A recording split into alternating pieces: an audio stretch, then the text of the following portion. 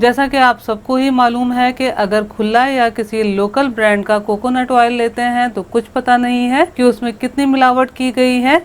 और imported brand के coconut oil बहुत महंगे मिलते हैं और उसमें भी कुछ ना कुछ तो केमिकल वगैरह मिलाया ही जाता है। तो आज मैं आपसे घर में कोकोनट ऑयल बनाने का तरीका शेयर कर रही हूँ। आप घर में बआसानी बिल्कुल प्योर और खुशबूदार कोकोनट ऑयल बना सकते हैं, जो कि सर्दियों में आप आराम से हाथ, पैर और चेहरे पर अप्लाई कर सकते हैं। आप यकीन जानिए, आपको बहुत ज़्यादा सॉफ्टनेस का एहसास होगा और इस ऑयल में कुकिंग भी की जा सकती है। और दूसरा, हमें ढेर सारा डेसिकेटेड कोकोनट और कोकोनट मिल्क मिल जाता है। डेसिकेटेड कोकोनट साफ करने का तरीका भी मैं आपको बताऊंगी। बिस्मिल्लाहिर्रहमानिर्रहीम। अस्सलाम वालेकुम फ्रेंड्स, उम्मीद है आप सब खैरियत से होंगे। ये मैंने 1 किलो ड्राई खोपरा लिया है। खोपरे को बहुत अच्छे तरीके से धो लेना है। आप देख सकते हैं कि खोपरा धुलने के बाद बिल्कुल वाइट कलर का साफ सुथरा हो गया है। खोपरे को बहुत अच्छे तरीके से वॉश करना है, क्योंकि ऑयल के साथ इसका बुरादा और जो मिल्क हमें मिलेगा इस्तेमाल करना है। खोपरे को हमें भिगो के रखना है, तो बहुत बेहतर है कि अगर इस तरह से खोपरे की कटोरियों को थोड़े छोटे पीसेस में तोड़ लिया जाए। अब खोपरे में इतना पानी शामिल करना है कि तमाम खोपरा अच्छे तरीके से पानी में डूब जाए। पानी का कोई हिसाब किताब नहीं है, आप अपने पैन के हिसाब से पानी ज़्यादा भी शामिल कर सकते हैं। खोपरे को तकरीबन 12 से 15 घंटे भिगो के रखना है। तो मैं पैन को कवर करके सारी रात खोपरे को रूम टेम्परेचर पर भिगा रहने दूंगी। आप देख सकते हैं कि खोपरा भीगने के बाद कितना फूल सा गया है, यानी कि खोपरा बहुत अच्छे तरीके से नरम हो गया है। अब खोपरे को छोटे छोटे पीसेस में काट लेना है। आप इस तरीके से भी कट कर सकते हैं और इस तरह से बारीक बारीक कतलियों की सूरत में भी कट कर सकते हैं। और अगर आपके पास इस तरह का कटर मौजूद है तो इससे भी आप इस तरीके से बारीक बारीक खोपरे को कट कर सकते हैं, लेकिन हाथ को बचाकर कट कीजिएगा। खोपरा कट करने के बाद उसी पैन में जिसमें खोपरा भिगा हुआ है ट्रांसफर करते चले जाइएगा। नारियल की तमाम गिरियों को इस तरह से मैंने बारीक बारीक काट लिया है। अब नारियल को पानी समेत मीडियम फ्लेम पर इतना गर्म कर लेना है कि हमारी उंगली पानी का टेम्परेचर आसानी से बर्दाश्त कर सके। गर्म करना इसलिए लाजमी है कि नारियल को हमें पीसना है, तो इस तरह नारियल को पीसने में आसानी हो जाएगी। नारियल में चमचा चलाते हुए इतना गर्म कर लिया है कि उंगली टेम्परेचर आसानी से बर्दाश्त कर रही है। अब ये नारियल पीसने के लिए तैयार है। अब इस तरह जग की गुंजाइश के हिसाब से नारियल शामिल करेंगे और पैन में मौजूद पानी को हस्बे ज़रूरत नारियल को पीसने के लिए जग में शामिल करना है। अगर पैन में नारियल को पीसने के दौरान पानी कम पड़ जाए तो हल्का सा पानी गर्म करके पैन में शामिल कर लीजिएगा। अब नारियल को हाई स्पीड पर बारीक पीस लेना है। बारीक पीस लेने के बाद इस तरह एक बड़े साइज के बोल में ट्रांसफर करते चले जाइएगा। मैं आपको तेल बनाने के साथ साथ मैनेज करना भी बता रही हूँ, ताकि जब आप खोपरे का तेल बनाएं तो आपको मैनेज करने में आसानी हो जाए। बस इसी प्रोसेस से तमाम खोपरे को पीस लेना है। ये मैंने तमाम खोपरे को पीस लिया है। मैंने एक बड़े साइज का बोल लिया है और बोल में स्ट्रेनर रखा है और स्ट्रेनर पे मलमल का कपड़ा सेट किया है। अब मलमल के कपड़े की मदद से पिसे हुए तमाम खोपरे को निचोड़कर कोकोनट मिल्क अलहदा कर लेना है। निचोड़ने के बाद आप देख सकते हैं कि पिसा हुआ खोपरा बिल्कुल ड्राई सा हो गया है। इसे एक ट्रे में ट्रांसफर करते चले जाएंगे। बस सेम प्रोसेस से तमाम पिसे हुए खोपरे को निचोड़ लेना है। तमाम खोपरे को निचोड़ लेने के बाद ये हमारे पास बहुत गाढ़ा कोकोनट मिल्क बनकर तैयार है।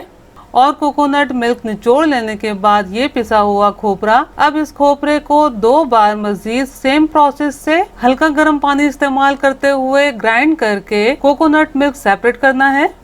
ये मैंने कोकोनट मिल्क सेपरेट कर लिया है। ये 2 दफा खोपरे को पीसकर अलहदा किया हुआ कोकोनट मिल्क है, जो कि बहुत ज्यादा गाढ़ा है। और ये मैंने तीसरी बार खोपरे को पीसकर कोकोनट मिल्क सेपरेट किया है। अब इन्हें कवर करके कम से कम 24 घंटे के लिए फ्रिज में रखेंगे। ये 3rd टाइम का कोकोनट मिल्क मैंने सेपरेट पैन में क्यों रखा है वो मैं आपको बाद में बताऊंगी। ख्याल रहे कि इसी तरह से स्ट्रेनर की मदद से कवर करना है। जिस तरह से दूध पर बलाई आ जाती है, बिल्कुल सेम प्रोसेस से कोकोनट मिल्क की तमाम क्रीम ऊपर आ जाएगी।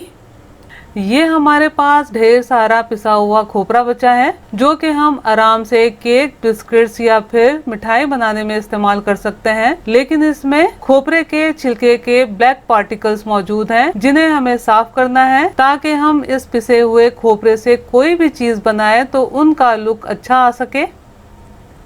बस अब हमने क्या करना है, एक गहरे पैन या फिर बोल में पानी लेना है और ये पिसा हुआ खोपरा पानी में शामिल करके मिक्स कर देना है और तकरीबन 1 मिनट ऐसे ही रहने देना है। और इस तरह स्ट्रेनर की मदद से खोपरे को पानी की सरफेस से नथार लेना है और प्लेट वगैरह में ट्रांसफर कर लेना है। इस प्रोसेस से खोपरे का ब्लैक छिलका नीचे बैठ जाएगा। मैंने पानी से नथार के बहुत अच्छे तरीके से निचोड़ लिया है। आप बिफोर एंड आफ्टर का फर्क देख सकते हैं कि साफ किया हुआ खोपरा बिल्कुल वाइट हो गया है। अब इस खोपरे को पंखे के नीचे या धूप में ड्राई करके हस्बे ज़रूरत इस्तेमाल किया जा सकता है। आप देख सकते हैं कि कोकोनट मिल्क 24 घंटे फ्रिज में रखने के बाद कोकोनट मिल्क की तमाम क्रीम सरफेस पर आ गई है। अब इस तरह से कोकोनट मिल्क की क्रीम को निकाल के एक बोल में ट्रांसफर कर लेना है। यहाँ आपको हाथ का इस्तेमाल करना पड़ेगा। ये 2 दफा खोपरे को प्रोसेस की गई क्रीम है। अब जो क्रीम के कुछ पार्टिकल्स रह गए हैं इन्हें इस तरह स्ट्रेनर की मदद से निकाल लेना है।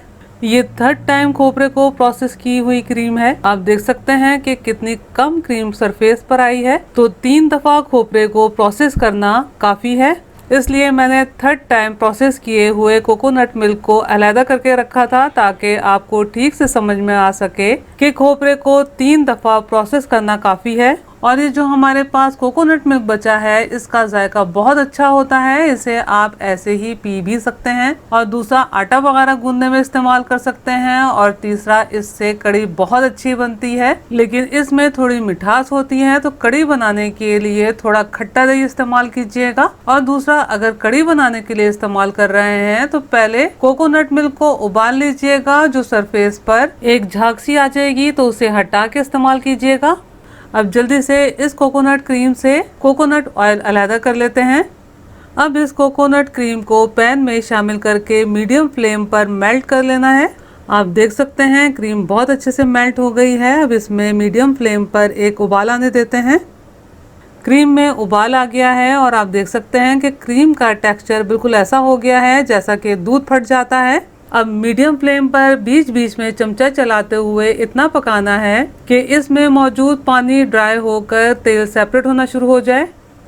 आप देख सकते हैं कि कोकोनट क्रीम में मौजूद पानी काफी हद तक ड्राई हो गया है और कोकोनट ऑयल सेपरेट होना शुरू हो गया है। और इस वक्त इसमें बहुत ज़्यादा छींटे उड़ने लगी हैं तो मैं इसे स्ट्रेनर से कवर कर रही हूँ और हर 5-7 मिनट बाद मैं इसमें चमचा चला लूँगी। और ख्याल रहे कि फ्लेम को लो ही रखना है। बस जिस तरीके से हम देसी घी बनाते हैं उसी प्रोसेस से इसे पकाकर कोकोनट ऑयल सेपरेट करना है। आप देख सकते हैं कि अब छींटे उड़ना बिल्कुल बंद हो गई हैं, यानी कि इसमें मौजूद पानी बिल्कुल ड्राई हो गया है। तो इस पॉइंट पर मुस्तकिल चमचा चलाते हुए पकाना है और फ्लेम को लो ही रखना है। आप देख सकते हैं कि कोकोनट ऑयल सेपरेट हो गया है और इसमें जो फटे हुए दूध की तरह टेक्सचर था वो बिल्कुल दानेदार होकर ब्राउन हो गया है। इसका मतलब है कोकोनट ऑयल बनकर तैयार है। अब इसे छान लेते हैं। इससे ज्यादा नहीं पकाएंगे, अगर इससे ज्यादा पकाया तो खोपरे के तेल का कलर डार्क हो जाएगा, यानी कि ट्रांसपेरेंट बनकर तैयार नहीं होगा। अब यकीन जानिए इस वक्त मेरा किचन कोकोनट की तेज खुशबू से महका हुआ है। आप देख सकते हैं कि कितना अच्छा और बिल्कुल ट्रांसपेरेंट कोकोनट ऑयल बनकर तैयार हुआ है। एक दफ़ा मैंने स्ट्रेनर की मदद से छाना है, अब ये दूसरी दफ़ा मैं मलमल के कपड़े की मदद से छान रही हूँ ताकि इसमें से बहुत अच्छे तरीके से मुकम्मल तौर पर कोकोनट ऑयल सेपरेट हो जाए। ये काफ़ी हद तक ठंडा हो गया है। अब इस तरह से मैं हाथ की मदद से थोड़े टाइट हाथ से निचोड़ लूँगी। ये जो कोकोनट ऑयल से सेपरेट हुआ है ये काफ़ी मीठा होता है, बहुत मज़े का लगता है। आप इसे ऐसे भी खा सकते हैं, इसमें चीनी मिलाकर भी खा सकते हैं और सूजी के हलवे में भी ऐड कर सकते हैं। मैंने ऑयल को बाकी ऑयल में ऐड कर दिया है। आप देख सकते हैं कि इस वक्त आपको ऑयल मिल्की सा नजर आ रहा है। अगर इस पॉइंट पर आपने इसे स्टोर कर दिया तो ऑयल में स्मेल आ जाएगी और फफूंदी भी लग सकती है। अब इस पॉइंट पर ऑयल को लो फ्लेम पर चंद सेकंड पकाना लाजमी है, ताकि ऑयल को निचोड़ने के नतीजे में जो ऑयल में मिल्क ऐड हो गया है वो ब्राउन होकर नीचे बैठ जाए और ऑयल बिल्कुल ट्रांसपेरेंट हो जाए। मैंने सिर्फ 10 से 12 सेकंड लो फ्लेम पर पकाया है। आप देख सकते हैं कि कोकोनट ऑयल बिल्कुल ट्रांसपेरेंट हो गया है। कोकोनट ऑयल काफ़ी हद तक ठंडा हो गया है। अब इसे मैं जार्स में ट्रांसफ़र कर रही हूँ, जो कि 200 ग्राम्स का जार है। बॉटल में ट्रांसफ़र करें तो सर्दियों में इस्तेमाल करना थोड़ा मुश्किल हो जाता है। ये मेरे पास तकरीबन 500 ml के करीब कोकोनट ऑयल बनकर तैयार हुआ है। अगर कोकोनट में से कोकोनट मिल्क अच्छे तरीके से सेपरेट कर लेते हैं तो हमें कोकोनट ऑयल अच्छी मिकदार में मिल जाता है। मैंने आपको बहुत अच्छे तरीके से कोकोनट ऑयल बनाना बताया है और दूसरे चूल्हे पर कोकोनट मिल्क से कढ़ी भी तकरीबन तैयारी पर है। अगर आपको मेरा कोकोनट ऑयल बनाने का तरीका अच्छा लगा हो तो मेरी वीडियो को लाइक कीजिए, अपने दोस्त अहबाब में शेयर कीजिए और मेरे चैनल को सब्सक्राइब करना और बेल बटन को क्लिक करना बिल्कुल भी मत भूलिएगा। अल्लाह हम सब का दस्तरख्वान हलाल रिस्क से वसी तर फरमाए, आमीन। मुझे भी अपनी दुआओं में याद रखिएगा। अपना बहुत ख्याल रखिएगा। अगली रेसिपी की वीडियो तक के लिए अल्लाह हाफिज।